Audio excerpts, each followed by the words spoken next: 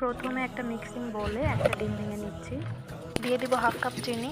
এবার কাঁটা চামচ দিয়ে ডিম আর চিনি খুব ভালো করে ফেটিয়ে নিতে হবে।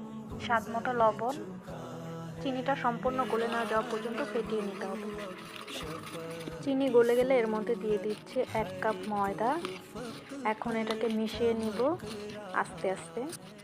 দিব হাফ কাপ সুজি, সামান্য কোরানো নারিকেল। হাত দিয়ে মেখে এখন এটাকে একটা নরম ডো তৈরি করে নেব। একটু ভ্যানিলা এসেন্স দিয়ে নেব যাতে ডিমের গন্ধটা না করে, সাথে একটু মাখন দিয়ে নেব।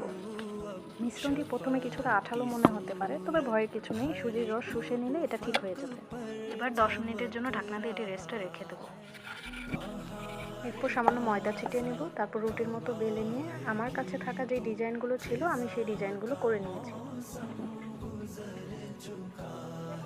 আপনারা আপনাদের পছন্দ মতো কেটে নেবেন। আমার কাছে ফুল, লাভ আর তারার কিছু ডিজাইন ছিল, আমি সেই ডিজাইনে কেটে নিয়েছি। পিঠাগুলো বানাতে বানাতে কড়াইয়ে পর্যাপ্ত তেল মাঝারি আঁচে গরম করতে দিতে হবে। তেল খুব বেশি গরম করা যাবে না, তাহলে পিঠার উপরটা দ্রুত পুড়ে যাবে কিন্তু ভেতরে কাঁচা থাকবে। এবার একে একে পিঠাগুলো তেলের মধ্যে ছেড়ে দিচ্ছি। চুলার আঁচ মাঝারিতে রেখে উল্টে পাল্টে গোল্ডেন ব্রাউন বা সোনালি রং হওয়া পর্যন্ত ভেজে নিতে হবে। তৈরি হয়ে গেল আমাদের মাত্র একটা ডিম আর সুজির দারুণ মজাদার পিঠা। উপরটা ক্রিস্পি আর ভেতরটা নরম হয়েছে। আপনাদের একটু ভেঙে দেখালাম। রেসিপিটি ভালো লাগলে অবশ্যই ভিডিওতে লাইক দিবেন। ধন্যবাদ সবাইকে। আল্লাহ হাফেজ।